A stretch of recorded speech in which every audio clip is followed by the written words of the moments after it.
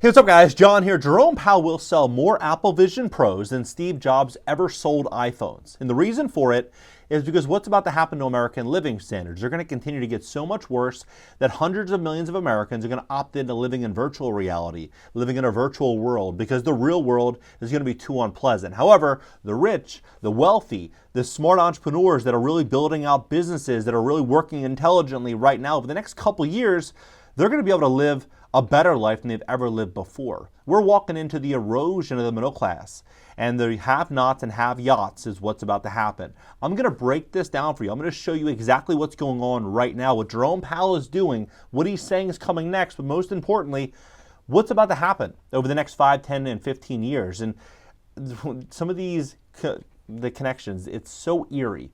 I saw this movie last night about what they say is going to happen inside of the next 10, 15 years. It was issued by Steven Spielberg. He produced it or directed it, and he made these predictions from 2018. And the predictions in which he made are already starting right now.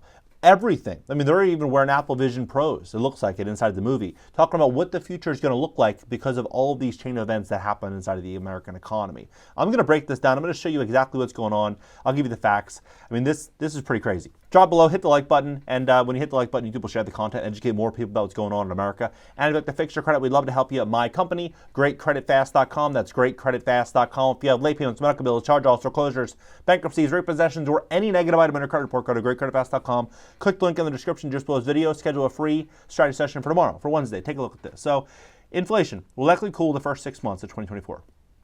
No Fed pivot in sight.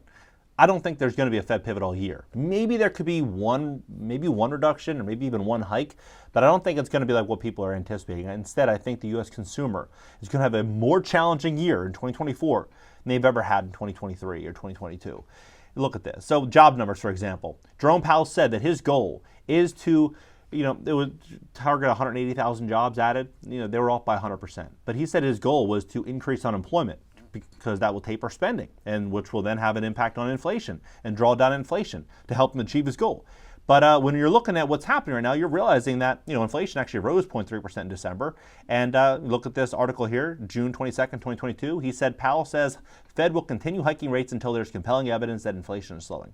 Doesn't look like that's happening. Look at the housing market right now. You're seeing home sales hit a 30-year low, the lowest in 30 years. Then you look at what's happening right now.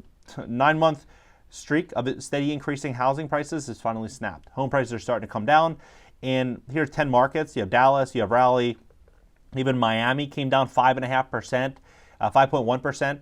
And then you have price reduced, almost 1 in 5 homes price reduced in Miami, Oklahoma. You have all these different areas. You have San Francisco, of course, San Jose.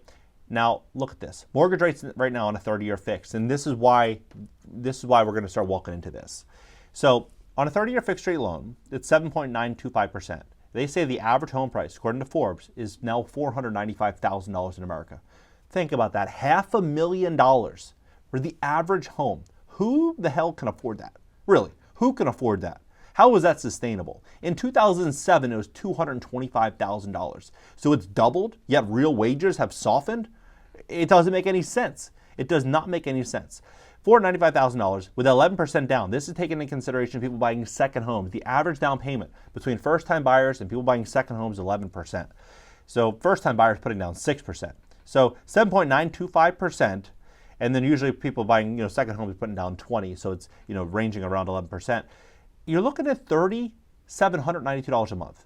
If you're putting 6% down like a first-time buyer, $4,000 a month plus upkeep and rising insurance, how many people can afford that?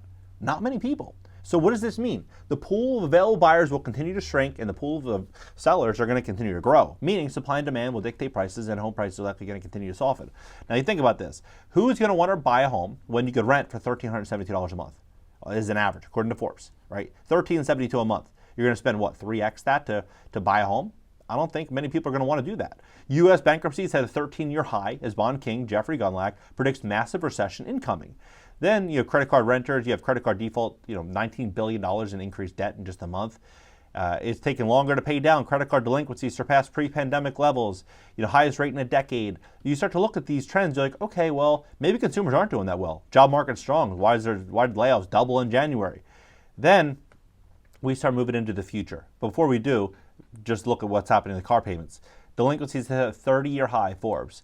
29-year high, this came out in 2023, right? So the 30-year high now. You start to look at all this bank rate, 30-year high. You're seeing the same exact thing, but then, now let's look at this movie. So this movie, it was issued from Steven Spielberg, and he says, it's 24/5, also look at this date, January 2018, right? It's 2045, and Earth has been brought to its knees by catastrophic climate and a worldwide energy crisis, not to mention famine, poverty, disease, and war. In short, everything we presently fear has come to pass. It is the ultimate dystopian future. Now, this guy, his name's Wade Watts, and he lives in Columbus, Ohio. And he lives in something called the Stacks. And what the Stacks are, essentially it's an entire city, but they're all just trailer parks stacked on top of each other. And there's a little fire pole that would basically, you go from one floor to the next, and people are getting their food delivered in drones, getting Pizza Hut delivered in a drone. There's drones flying around everywhere, surveillance, all that. Delivering food, doing all this. People didn't really have cars. Only a few people had cars. UPS was one of them. And so people lived inside of the Stacks, and poverty was unreal. It was, what you would expect in the worst third world country, right? Absolutely horrific. And people are, living in vans like this right here. And so what they would opt in for is living in virtual reality. Because living in virtual reality, you could go from being, overweight to really skinny, or you could go from being short to really tall, or you could, transform from, being a man to a woman, or from a woman to a man, or you could become a, anything, any animal. You could be any, an alien. You could be whatever you wanted. People just were able to, identify as that inside of the avatar. Inside of this virtual reality. And so they would all, play games to try to win money inside of this virtual reality. That was how they made money. And then you started looking at this. So here's an image of this. I'm going to show you that in a second.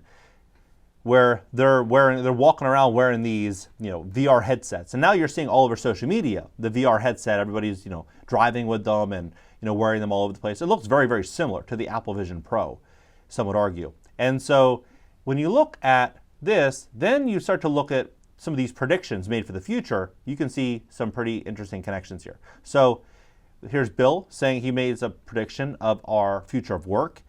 And he even made a prediction right here. Bill Gates says most virtual meetings will move to the metaverse within 3 years, and workers will interact using VR headsets and avatars.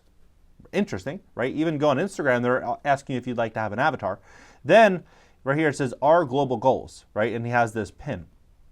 And so when you look at this pin, then you look at the founder of that virtual reality. He does a talk, and he's wearing a pin that looks, I wouldn't say identical, but it's definitely interesting. And so when you start to look at this, you're like, all right, well, could we actually move into this type of world? What's actually happening in the economy? How would this actually work?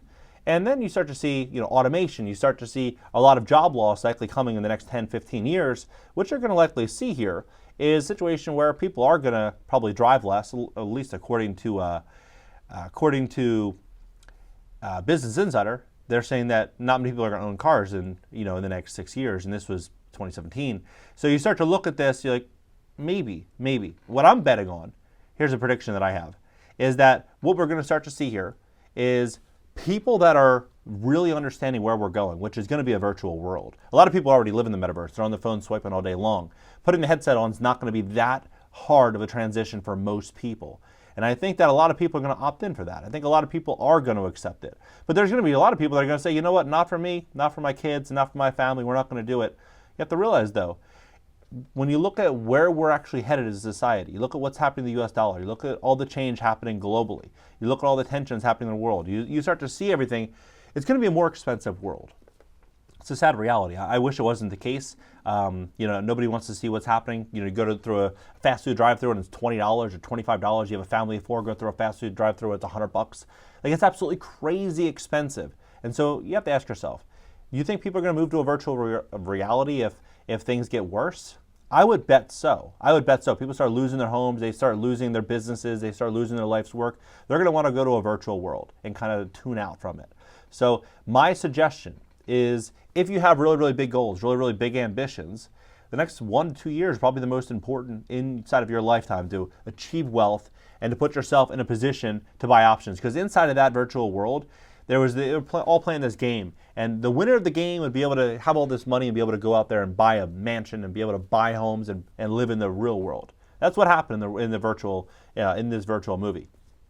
What do you think? You think we're walking into that, or you think we're going to have a soft landing like Jerome Powell and Janet Yellen say? Drop below. Let's have a conversation about this. And if you'd like to fix your credit to position yourself, maybe you're looking to get business funding, maybe you want to buy a business or get a business loan, maybe you want to buy a car, maybe you want to invest in distressed real estate when things hit the fan. You're going to need great credit to get funding. You're going to need great credit to get funding. So if you have one late payment can drop your credit score upwards to 180 points. Stay in your credit report for 7 years. So if you have any issues at all, a collection, a repossession, delinquency of any kind, or a foreclosure, or bankruptcy, book a call below at GreatCreditFast.com. We'd love to give you a free strategy session, and catch you in the next video.